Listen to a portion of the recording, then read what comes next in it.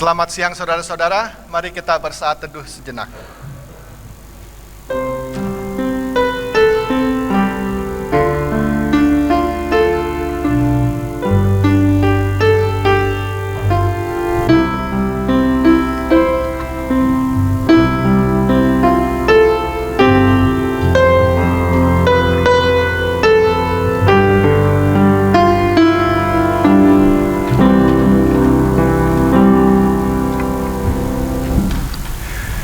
Jemaat diundang untuk berdiri.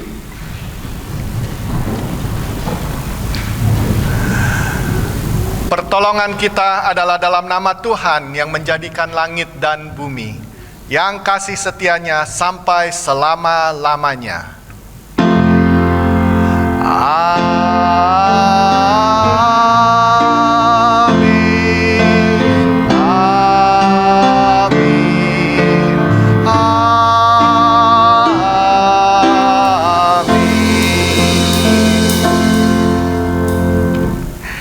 Salam kasih karunia dan damai sejahtera dari Allah Bapa kita dan dari Tuhan Yesus Kristus menyertai kita sekalian.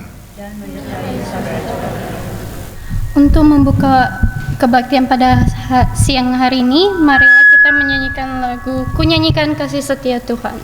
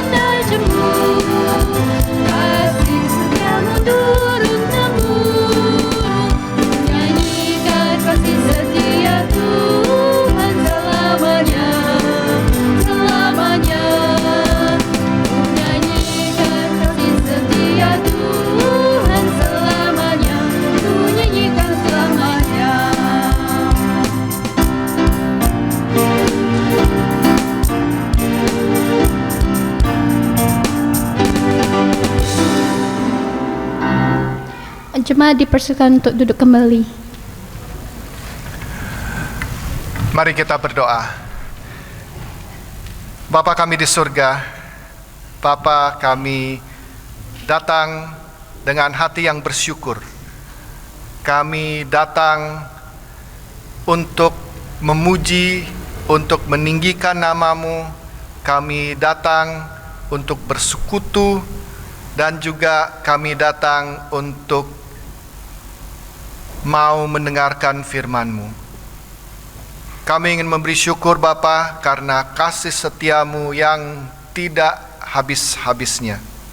Engkau menunjukkan kasih setia-Mu kepada kami walaupun sebenarnya kami tidak layak. Kami ini adalah orang-orang yang sebenarnya tidak layak, tapi Engkau terus mengejar-ngejar kami, Engkau terus memanggil-manggil kami, dan Engkau terus menunjukkan kasih-Mu kepada kami.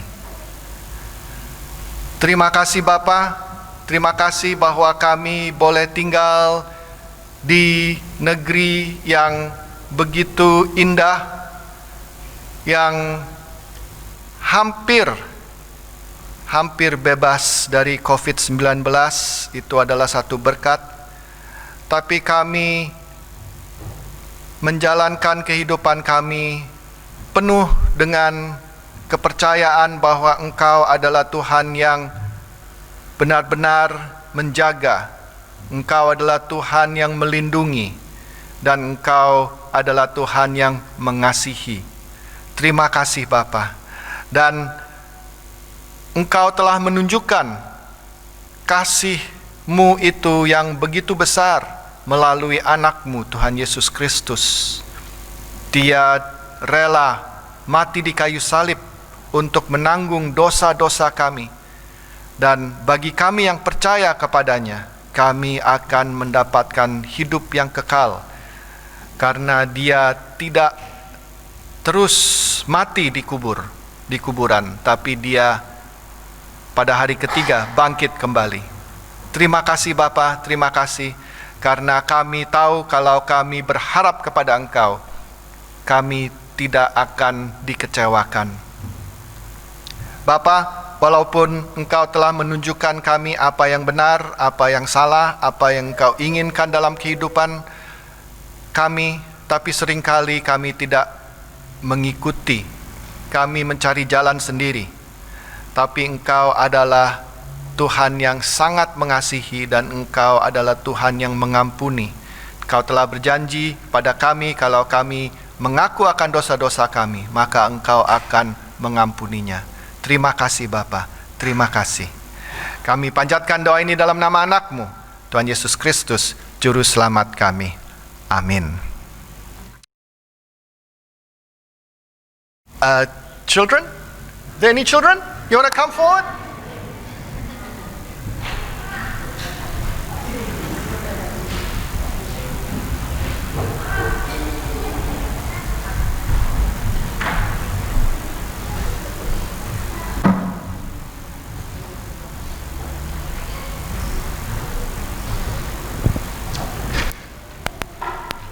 Well, I thought I was going to have a break.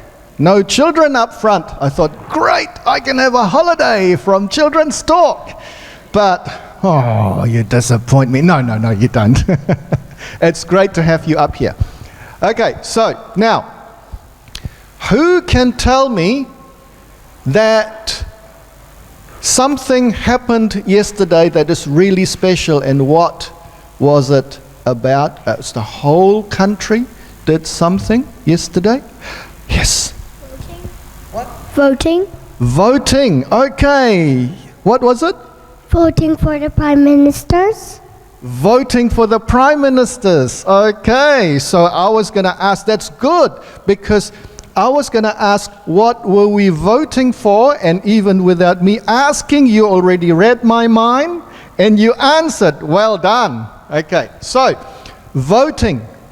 Choosing the people that are going to be the leaders of the country. Okay? So that was the election. All right? Now, so when you vote, you have to choose. Yeah? You have to choose who is going to be the people who will be the leaders of this church. So choosing. How do you choose? Is it easy to make a choice? Yeah, it's easy. How do you choose? Asking my mom. Well done. Asking your mom. Not asking your dad? No, because your mom will generally say yes, is it? Or is it the other way around? Okay, well done, well done. Asking your parents, okay? So asking people who are older than you, who know better than you, all right? So that's good, okay? How else do you make decisions? How else do you choose?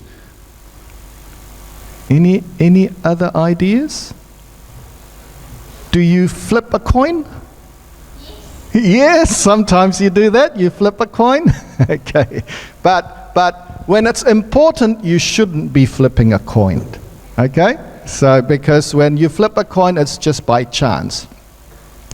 You know, as followers of Jesus, we also in our lives have to make decisions. Whether to do good or to do things that are not so good. What are some of the things that are good that we should be doing? Who's got some ideas? Who's got some ideas as to what are some of the good things that we should be doing as followers of Jesus? Yeah? Praying. Praying. Well done. That's good. Okay. So, what are some of the not so good things that we shouldn't be doing? Any ideas? Yeah? What's that? Swearing. Swearing. Oh, yeah. So in life we have to do things, we have to choose. All of us have a choice. Okay? So, how can we make good choices? Just now, Noah said, ask mom. Okay? That's good. That's good. But there is a better way. What's the better way to make good choices? Ask dad. Ask dad. Oh, I didn't know you're a child. But then again, you might be a child at heart. So, the better way is to ask dad, according to Johnny. So, in life, when we want to make good decisions and good choices, we need to follow what Jesus has said for us to do. Okay? And how do we know what Jesus said? How do we know what Jesus said? Does anybody know? You don't know? You don't know? What Jesus said is recorded in the Bible. In the Bible. Okay? So,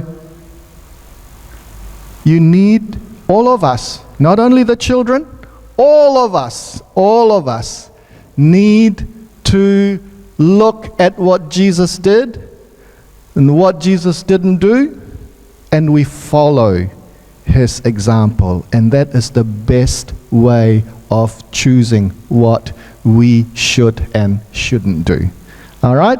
So, and sometimes when you're not quite sure what to do,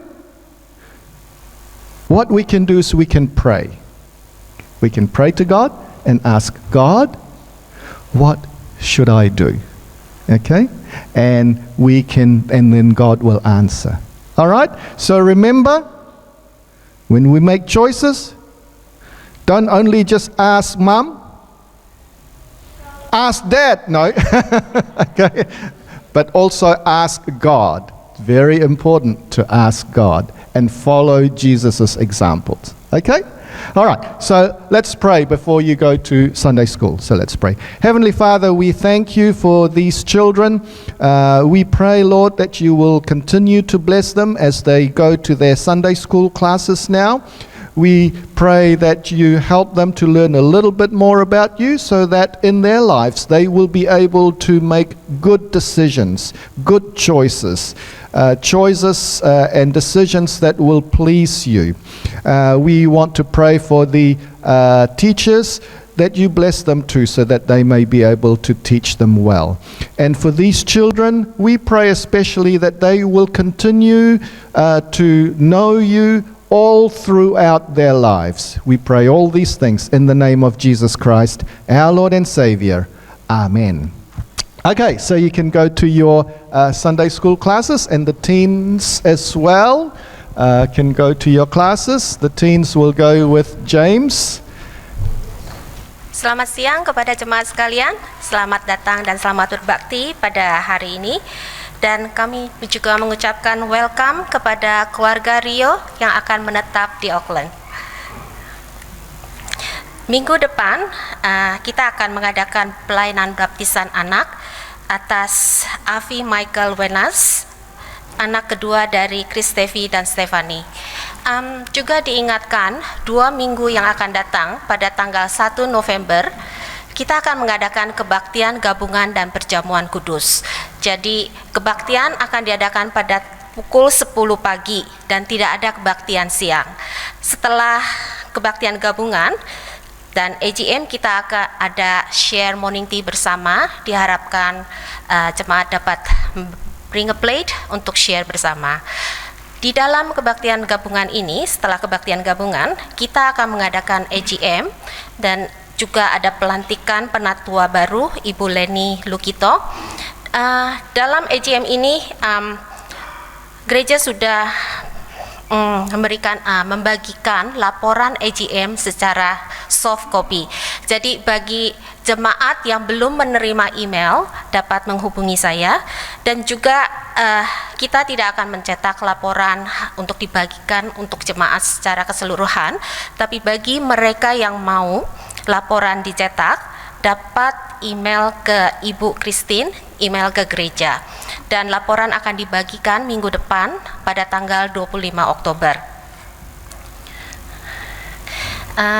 Pada tanggal 21 November kita akan mengadakan international dinner di hall gereja pada pukul 6 sore. Dalam acara ini kita akan share dinner bersama, dan juga jemaat diharapkan untuk membawa makanan daerah masing-masing. Jadi ya dapat bawa makanan Batak, ya saya nggak tahu apa aja ya, ataupun ketoprak, ataupun makanan Betawi yang lainnya. International dinner ini untuk acara ini semua jemaat welcome, diundang datang untuk menghadirinya bersama. Demikian warta untuk siang hari ini. Kini tiba untuk mengucapkan salam damai kepada satu sama lainnya. Saudara dapat berjabat tangan satu dengan yang lain ataupun melambaikan tangannya. Terima kasih.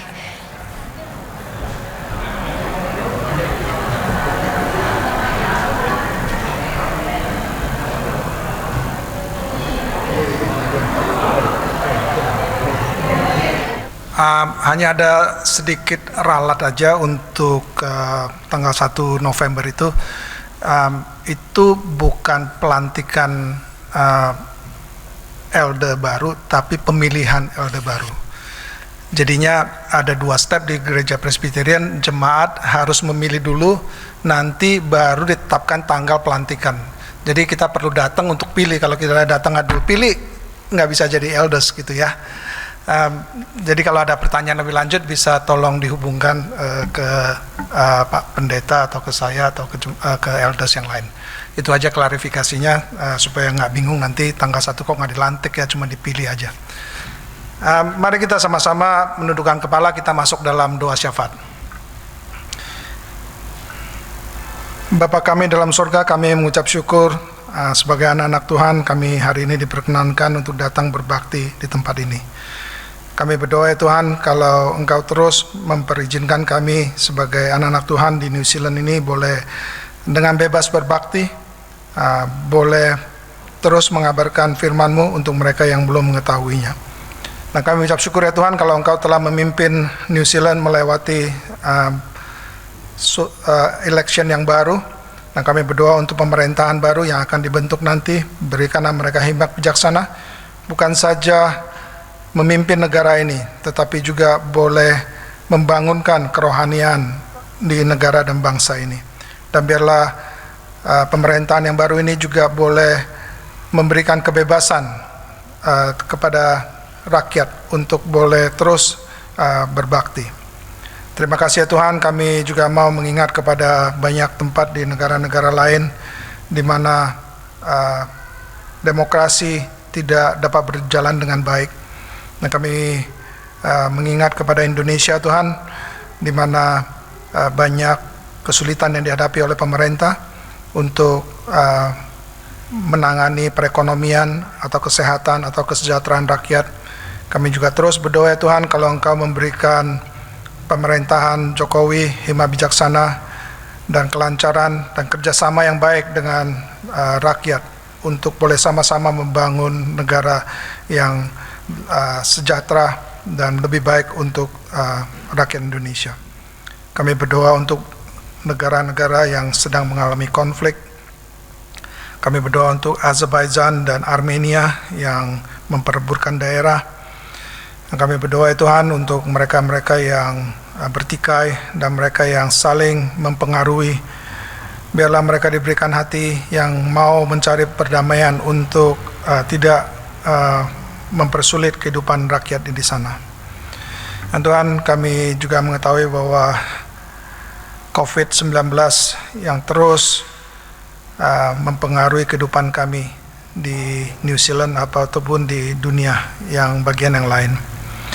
Tuhan, berikanlah pemerintah juga hikmat bijaksana untuk boleh menangani masalah ini, boleh mempertimbangkan antara ekonomi dan kesehatan rakyat, dan berikan kami semua ya Tuhan, anak-anak Tuhan dan rakyat untuk boleh secara sadar menjaga kesehatan, menjaga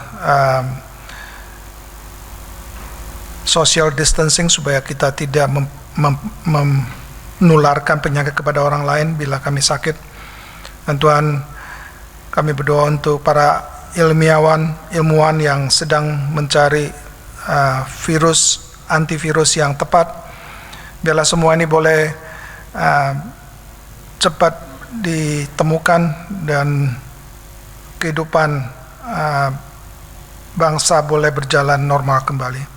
Tuhan, kami tahu bahwa kami berdoa untuk mereka yang ditinggalkan oleh kekasih karena penyakit ini. Biarlah Engkau juga boleh menghibur mereka. Dan kami berdoa untuk dokter, para perawat, dan para pekerja di rumah sakit. Tuhan, lindungi mereka. Tuhan, jauhkan mereka dari sakit penyakit ini. Tuhan, dalam kerajaan sorga kami juga berdoa untuk jemaat kami yang lemah tubuh. Tuhan sendiri yang mau menjamah, Tuhan kuatkan. Bagi mereka yang memerlukan pekerjaan, Tuhan juga yang menyediakan, dan Tuhan sendiri yang mau memberikan kepada mereka. Dan terima kasih Tuhan untuk berkat dan penyertaan-Mu dalam kehidupan kami. Ini sebagian dari doa kami ya Tuhan. Biarlah Tuhan yang mendengarkan dan Tuhan menyempurnakan, karena Engkau telah mengajarkan kami berdoa. Bapa kami yang di sorga, dikuduskanlah nama-Mu, datanglah kerajaan-Mu, jadilah kehendak-Mu di bumi seperti di sorga.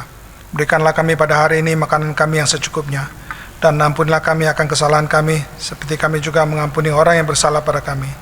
Dan janganlah membawa kami ke dalam pencobaan, tetapi lepaskanlah kami dari yang jahat. Karena Engkau ya yang punya kerajaan dan kuasa dan kemuliaan sampai selama-lamanya. Amin. Pembacaan firman pada hari ini diambil dari kitab Kejadian 47 ayat 13 sampai 31. Kejadian 47 ayat 13 sampai 31. Tindakan Yusuf. Di seluruh negeri ini tidak ada makanan, sebab kelaparan itu sangat hebat, sehingga seisi tanah Mesir dan tanah Kanaan lemah lesu karena kelaparan itu. Maka Yusuf mengumpulkan segala uang yang terdapat di tanah Mesir dan tanah Kanaan, yakni uang pembayar gandum yang dibeli mereka. Dan Yusuf membawa uang itu ke dalam istana Firaun. Sebab habis uang di tanah Mesir dan tanah Kanaan, datanglah semua orang Mesir menghadap Yusuf serta berkata, "Berilah makanan kepada kami. Mengapa kami harus mati di depanmu? Sebab tidak ada uang." Jawab Yusuf, "Jika tidak ada lagi uang, berilah ternakmu, maka aku akan memberi makanan kepadamu sebagai ganti ternakmu itu." Lalu mereka membawa ternaknya kepada Yusuf, dan Yusuf memberi makanan kepada mereka ganti kuda, kumpulan kambing domba, dan kumpulan lembu, sapi, dan keledainya. Jadi disediakannya lah bagi mereka makanan ganti segala ternaknya pada tahun itu.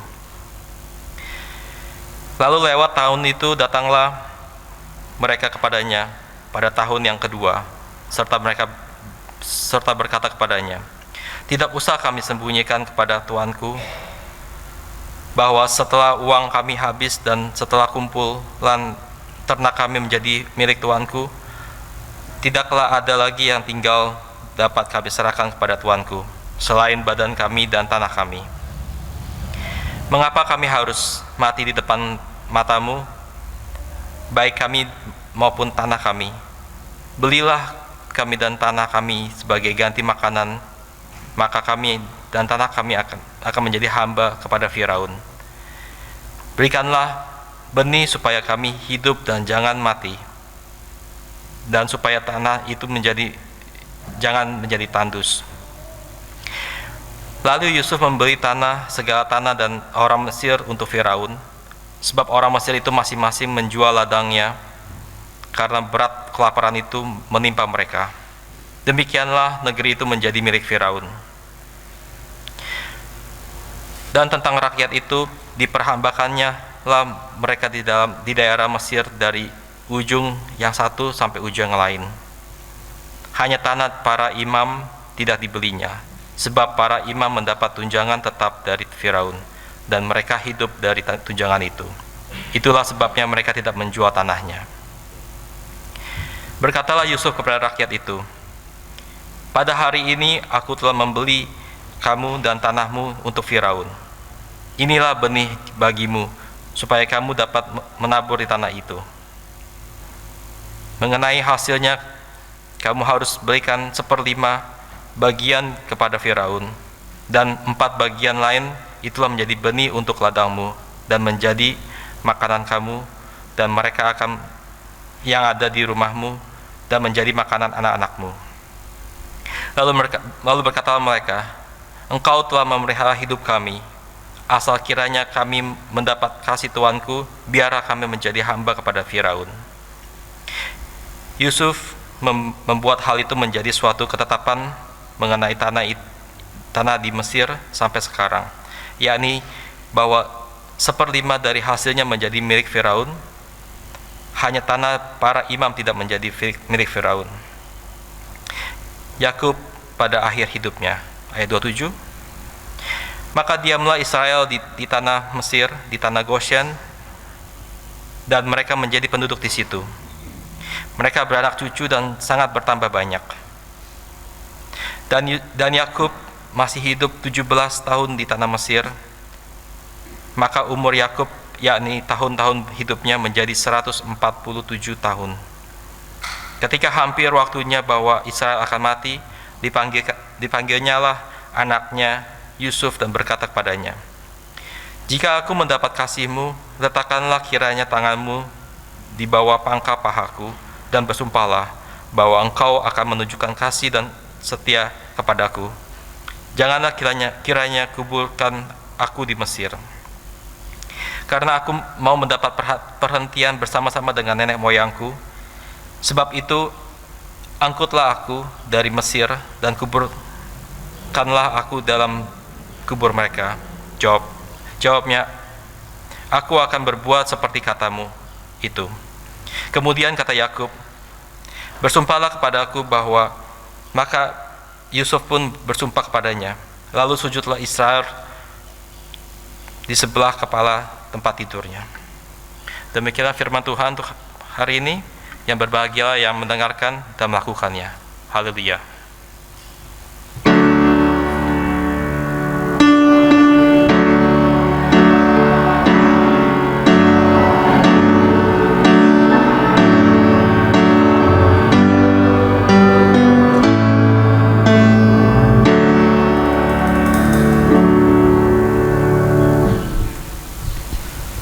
Jemaat, mari kita bangkit berdiri. Kita akan menyanyikan lagu Janji yang Manis sebelum kita mendengarkan firman.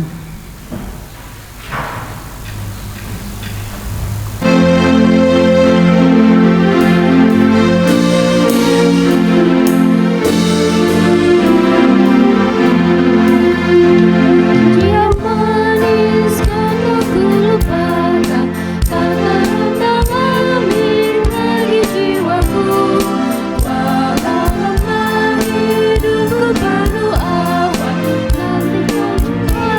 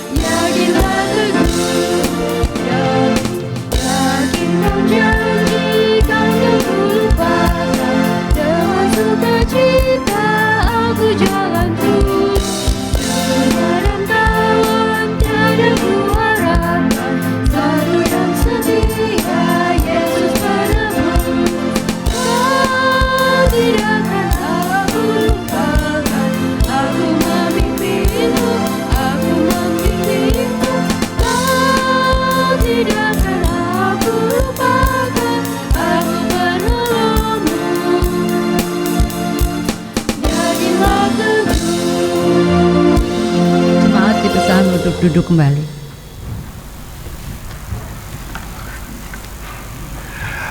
Mari kita berdoa sebelum mendengarkan firman. Bapa kami di surga, pada saat ini kami ingin menenangkan hati kami masing-masing, menyiapkan hati kami untuk mendengarkan firman-Mu. Urapilah kami satu persatu dengan Roh Kudus-Mu Bapa, supaya keseluruhan dari keberadaan kami boleh terbuka. Mata, hati, telinga, semuanya bisa terbuka. Kami mau mendengarkan, kami bisa mengerti, dan kami mau melakukan. Urapi juga hamba-Mu, supaya semua yang keluar dari mulutnya hanya membesarkan dan memuliakan nama-Mu saja. Kami panjatkan doa ini dalam nama anak-Mu, Tuhan Yesus Kristus, Juru Selamat kami. Amin. Saudara-saudara, hampir semua dari kita di sini adalah perantau, bukan? Kita asalnya dari negeri yang berbeda, di mana kita sekarang tinggal. Dalam teks kita hari ini, situasi keluarga Yakub juga seperti itu. Dia merantau.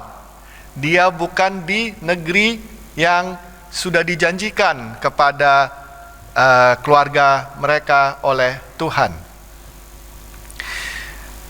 Selama 3 generasi, Abraham, Ishak, Yakub, mereka tinggal di Kanaan. Tapi karena ada kekeringan, mereka sekarang merantau pergi ke Mesir.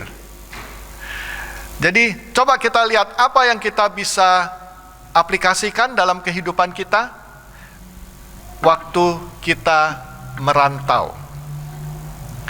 Saudara-saudara, kita tahu bahwa minggu lalu kita sudah melihat Yusuf adalah seorang penguasa di Mesir. Dia ini hanya nomor 2 kuasanya di seluruh Mesir. Hanya ada 1 orang di atasnya dia, yaitu Firaun. Dia penguasa yang sangat besar kuasanya. Dan kita juga sudah melihat minggu lalu bahwa dia adalah seorang penguasa yang bijak, yang tidak memakai kuasanya untuk kepentingan diri sendiri, tidak menginjak-injak orang di bawahan dia, tidak memanipulasikan kuasa. Tapi mungkin dalam teks kita hari ini ada yang bisa ada pikiran, masa sih kalau memang Yusuf itu penguasa yang bijak, kok dia kayaknya melakukan hal yang kurang enak ya? Kurang enak seperti apa? Kan kita tahu ya bahwa di Mesir dan di Kanaan itu ada kekeringan, jadi nggak ada makanan. Orang-orang di Mesir, orang-orang dari luar dari Mesir juga datang ke Mesir untuk membeli makanan. Oke? Jadi mereka bayar pakai uang mereka. Nah, waktu uang mereka udah habis, apa yang dilakukan oleh Yusuf? Dia bilang, oke, nggak ada uang lagi? Ya, ternak-ternakmu, sini kasih. Oke? Udah. Setelah ternak-ternaknya udah nggak ada lagi, orang-orang Mesir mengatakan apa? Ya, daripada aku mati, ya udah nih, ya, tanahku diambil. Udah. Terus apa? Tubuhku diambil, ya. Jadi istilahnya mereka bilang, ya udah, kita ini miliknya Firaun. Ya. Jadi dan di dalam teks itu dikatakan bahwa Yusuf, semua orang di Mesir itu diperhambakan, dijadi hamba, dijadi budak, ya. Jadi punyanya Firaun. Terus udah gitu terakhirnya dia bilang, mulai dari sekarang 20% atau 1/5 dari penghasilan itu harus dikasih ke Firaun. Oke? Jadi mungkin kalau kita lihat seperti itu, kita pikir, Yusuf ini rupanya kejam juga ya. Ya, kejam juga dia rupanya nih seperti ini. Tapi saudara-saudara, kalau kita lihat, kita harus ingat bahwa konteks di dalam situasi itu, mereka itu akan mati. Kalau Yusuf tidak menyelamatkan mereka, mereka akan mati. Mereka nggak akan bisa hidup. Oke? Dan juga katanya, 1/5 mesti dikasih ke Firaun. Saudara-saudara, kita sekarang pun, bukankah kita bayar pajak? Kalau kita bayar pajak berapa sih? Ya. Pajak yang ditentukan oleh Yusuf itu hanya 20%, saudara-saudara. Sekarang di negara-negara manapun juga banyak yang lebih dari 20%. Di New Zealand sendiri pun, ya, ada tangga-tangganya kan, ada tahap-tahapnya ya, 19,5%, terus 33%, ya. Jadi kalau kita lihat sebenarnya Yusuf ini memang benar, dia ini tidak memakai kuasanya untuk kepentingannya dia sendiri. Sebenarnya apa yang dia tetapkan itu sangat-sangat progresif, saudara-saudara. Bayangkan ini berapa ribu tahun yang lalu ini, saudara-saudara. Ya, dan juga kita harus ingat bahwa hubungan antara tuan dan hamba itu berbeda sekali, saudara-saudara. Hamba itu sebenarnya tidak ada hak sama sekali. Jadi kalau Yusuf mengatakan, "Hei, 100% dari apa yang kamu tumbuhkan, itu semuanya Firaun punya." Ya, mau cari makan sendirilah sana. Itu haknya Yusuf dalam situasi waktu dulu. Jadi ini menunjukkan bahwa Yusuf ini adalah orang yang sangat bijak. Dia memakai kuasanya bukan untuk kepentingan dia sendiri, bukan untuk menginjak-injak, tapi dia memakainya dengan baik. Nah, saudara-saudara, bagaimana dengan kita? Minggu lalu saya sudah tanya. Saya tanya lagi, bagaimana dengan kita? Kita yang mempunyai kuasa, kita yang diberi kuasa, ya. Standar apa yang kita pakai? Apakah kita memakai standar duniawi? Ya, jadi kalau umpamanya kita dalam bidang bisnis, ya udah biasalah, nggak apa-apalah. Kalau saya punya bisnis, ya pegawai diteken-teken dikit nggak apa-apalah, ya kan? Kita tambahin aja tugasnya, tapi tanpa menaikkan gajinya. Itu udah biasa. Semuanya juga begitu. Kalau nggak, gimana caranya bisa untung? Gitu, ya. Itu kita memakai standar duniawi. Ingat tadi ya Yusuf bagaimana dia tidak memakai standar duniawi, ya. Ingat hubungan antara tuan dan hamba itu bagaimana? Tapi dia tidak memakai standar duniawi dulu. Dia memberikan yang lebih baik. Sama, kita pun juga sebagai orang Kristen harus berani mau melakukan seperti itu. Kalau kita diberikan kuasa sebagai supervisor atau sebagai manajer, apa yang kita lakukan? Apakah kita bilang, oh ya nggak apa-apalah, kita mesti tekan-tekan itu orang yang di bawah. Supaya apa? Supaya dia tahu siapa yang berkuasa. Jangan, saudara-saudara. Ya, itu biasa kan? Di dalam situasi duniawi biasa. Jangan, saudara-saudara. Kita harus memakai standar, bukan standar duniawi, tapi standar yang diberikan oleh Tuhan. Saudara-saudara tahu, waktu masanya di Perjanjian Lama pun Tuhan sudah memberikan contoh, ya, dan Dia memberikan perintah. Kalau orang Israel sudah masuk ke tanah Israel dan mereka panen, mereka harus meninggalkan, jangan dipanenin yang di ujung-ujung. Supaya apa? Supaya orang-orang yang miskin, yang nggak punya makanan, mereka bisa datang, mereka bisa ngambil.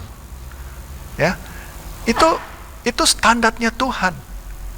Kita juga harus mengikuti standar Tuhan. Oke? Jadi kalau kita diberikan kuasa oleh Tuhan, kita harus memakainya dengan bijak. Oke, itu poin yang pertama.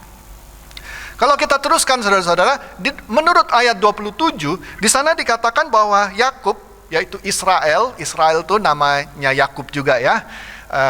Namanya Yakub dirubah jadi Israel. Israel dan keluarganya menetap di tanah Goshen. Saudara-saudara ingat bahwa saya mengatakan bahwa tanah Goshen ini adalah tanah yang sangat subur, yang paling subur di Mesir. Jadi ingat bahwa di mana-mana ada kekeringan, keluarga Yakub datang ke Mesir Tuhan memberikan tanah yang paling subur. Oke? Ini sudah menunjukkan kebaikan Tuhan. Nah, tapi di dalam ayat 27 di sana juga dicatat bahwa apa? Bahwa keluarga Yakub itu mereka bukan hanya menetap di Goshen, tapi mereka beranak cucu dengan sangat banyak. Oke? Dengan sangat banyak. Ini sebenarnya adalah janji, saudara-saudara, janji Tuhan kepada Abraham. Dalam Kejadian 15 ayat 5, Abraham diberikan janji ini. Dia bilang, coba lihat ke langit, coba hitung itu bintang-bintang, bisa nggak dihitung? Segitu banyaklah keturunanmu. Ya. Jadi saudara-saudara, dalam ayat 27 Tuhan sudah mulai menepati janjinya kepada keluarga Abraham. Oke? Tuhan kita adalah Tuhan yang selalu menepatkan janjinya. Dia tidak pernah mengingkari janjinya. Tapi saudara-saudara, Tuhan kita itu jauh lebih dari hanya menepatkan janjinya. Dia memberkati kita melebihi dari janjinya, saudara-saudara. Di dalam teks kita ayat 27, sebenarnya di dalam bahasa aslinya itu ada kata-kata yang bisa diartikan bukan hanya keluarga Yakub itu beranak cucu dengan banyak, tapi sebenarnya juga mereka mengumpulkan harta, mereka mendapatkan harta. Oke, maka dari itu di dalam terjemahan sederhana Indonesia, di sana dikatakan ini ayat 27, orang-orang Israel menetap di wilayah Goshen, mereka memiliki tanah di sana dan hidup mereka berhasil. Jumlah mereka semakin bertambah. Kalau dalam bahasa Inggrisnya, they were fruitful, they acquired property, and they were fruitful. Oke, terjemahan bahasa Indonesia masa kini juga menunjukkan mereka menjadi kaya. Oke, karena mereka mendapatkan properti, mereka fruitful, mereka jadi kaya. Jadi saudara-saudara, di sini kita lihat bahwa Tuhan bukan hanya menepatkan janjinya bahwa keturunan Abraham akan ada banyak, tapi lebih dari itu, Tuhan memberkati keluarganya Yakub secara materi. Secara materi. Inilah Tuhan kita, saudara-saudara. Tuhan yang sungguh sangat baik, menepatkan janjinya, tapi lebih dari itu Dia memberkati melebihi dengan berlebih-lebihan. Itulah Tuhan kita, saudara-saudara. Ya. Jadi dalam segala kehidupan kita, percayalah kepada Tuhan. Jangan coba untuk memakai kekuatan kita sendiri, mau coba untuk memakai kepintaran kita sendiri. Percaya kepada Tuhan. Dia akan menepatkan janji-janjinya, dan di dalam Alkitab itu banyak sekali janji-janji Tuhan. Tapi lebih dari itu, Tuhan bukan hanya menepatkan janjinya, tapi Dia memberkati dan memberikan kita lebih dari apa yang kita harapkan. Itu poin yang kedua, saudara-saudara. Nah, kalau kita teruskan lagi, saudara-saudara, di dalam ayat 29 sampai ayat 31, di sana dicatat bahwa Yakub sudah lihat dan dia sudah tahu bahwa dia akan mati. Terus waktu dia sudah tahu dia mau mati, apa yang dia lakukan? Dia panggil Yusuf. Yusuf, datang sini. Ya. Terus kalau untuk kita nih rada aneh. Dia bilang apa? Dia bilang, letakkan tanganmu di ya di pangkal kakiku. Ya. Itu adalah cara waktu dulu kalau orang mau bersumpah. Ya, kalau sekarang kita pergi ke pengadilan, kalau kita menjadi saksi, kita disuruh sumpah, bagaimana?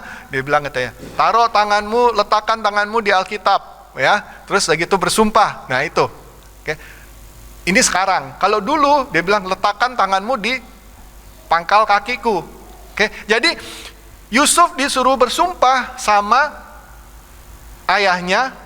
Bersumpah apa? Apa yang dia diminta untuk memberikan janjinya. Janjinya adalah kalau nanti saya sudah mati, jangan dikubur di Mesir.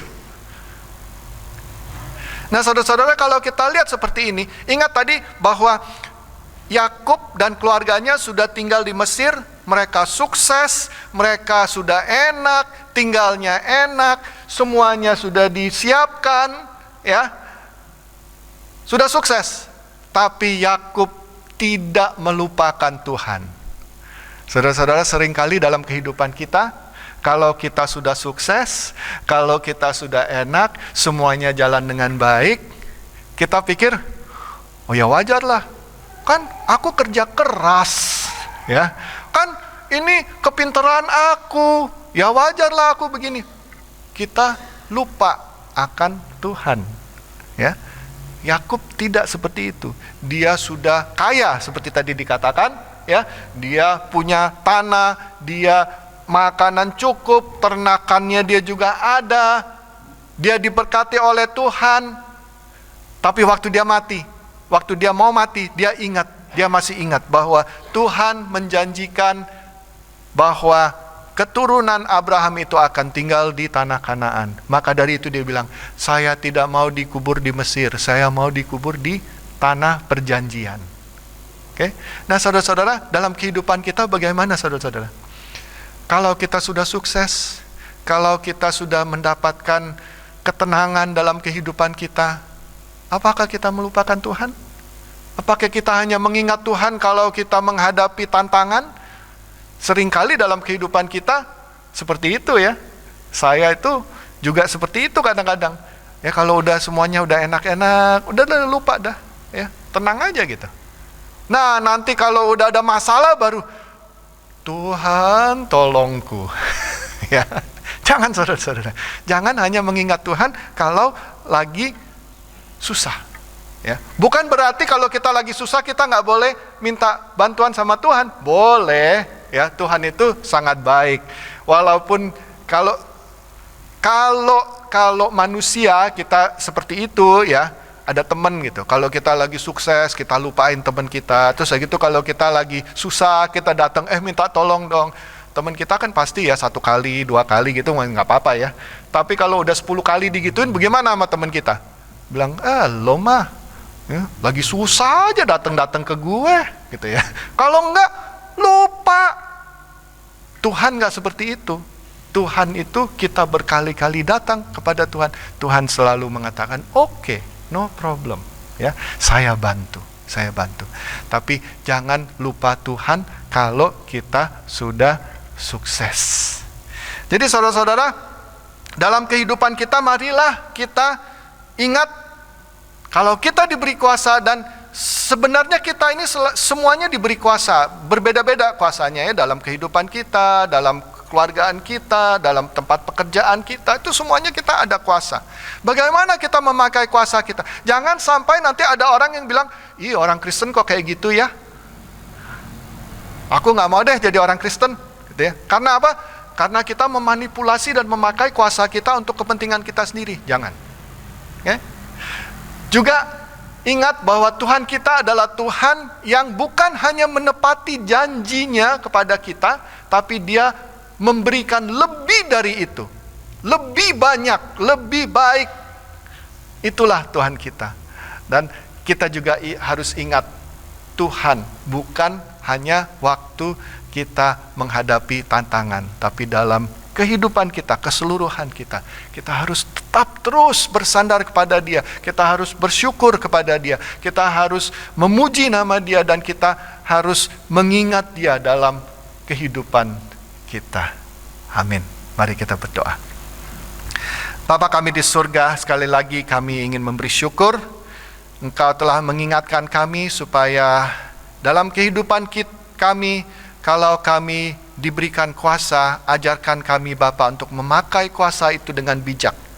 Bukan hanya untuk kepentingan kami sendiri, tapi untuk kepentingan bersama. Ajarkan kami juga Bapa, dan ingatkan kami bahwa Engkau adalah Tuhan yang selalu menepatkan janji-janji-Mu. Tapi lebih dari itu, Engkau memberikan yang lebih dari apa yang kami harapkan. Ajarkan kami juga Bapa untuk selalu ingat Engkau di dalam keseluruhan kehidupan kami, bukan hanya waktu kami dalam keadaan susah. Tapi kami ingin memberi syukur karena Engkau adalah Tuhan yang baik. Walaupun kami melakukan seperti itu, kami lupakan Engkau pada waktu yang sukses, tapi kami hanya datang kepada Engkau waktu kami dalam kesusahan, tapi Engkau tidak pernah menolak. Terima kasih Bapa, terima kasih. Kami panjatkan doa ini dalam nama anak-Mu, Tuhan Yesus Kristus, Juru Selamat kami. Amin. Jemaat diundang untuk berdiri. Mari kita bersama-sama mengucapkan pengakuan iman rasuli. Aku percaya kepada Allah, Bapa yang Maha Kuasa, Halik langit dan bumi, dan kepada Yesus Kristus, Anaknya yang tunggal Tuhan kita, yang dikandung dari Roh Kudus, lahir dari anak darah Maria, yang menderita sengsara di bawah pemerintahan Pontius Pilatus, disalibkan, mati dan dikuburkan, turun ke dalam kerajaan maut. Pada hari ketiga, bangkit pula daripada orang mati, naik ke surga, duduk di sebelah kanan Allah Bapa yang Maha Kuasa, dan akan datang dari sana untuk menghakimi orang yang hidup dan yang mati. Aku percaya kepada Roh Kudus, gereja yang kudus dan am, persekutuan orang kudus, pengampunan dosa, kebangkitan orang mati, dan hidup yang kekal. Amin. Silakan duduk. Sekarang diberikan kesempatan untuk kita membawakan persembahan.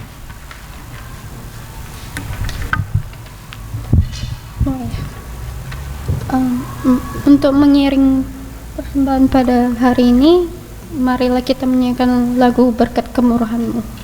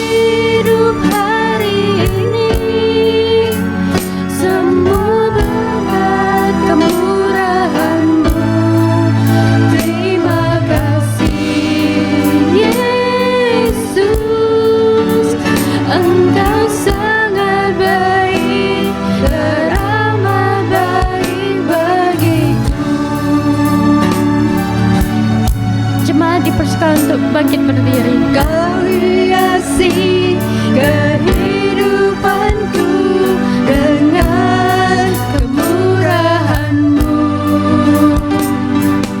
Kau rancangkan masa depanku penuh dengan harapan. Aku ada saat ini semua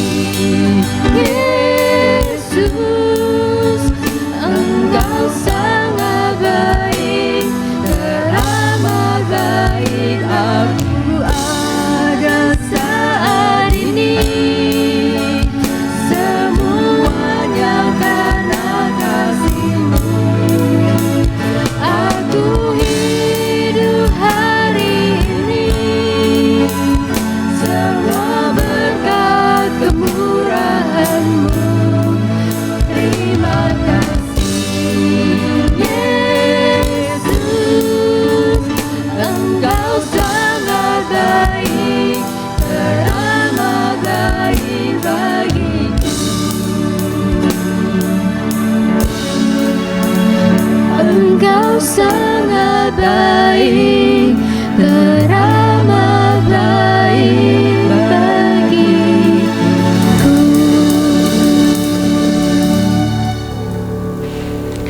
Mari kita berdoa. Ya Bapa, Engkau memang sungguh baik. Dan untuk menunjukkan rasa terima kasih kami kepada Engkau, kami bawakan persembahan kami.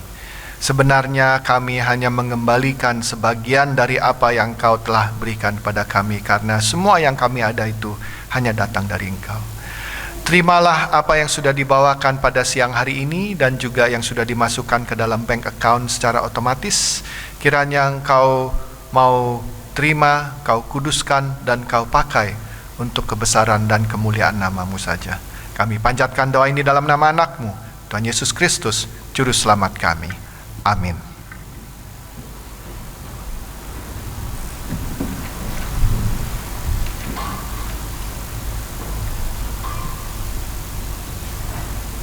Untuk menutup kebaktian pada siang hari ini, mari kita menyanyikan lagu Allah Mengutus.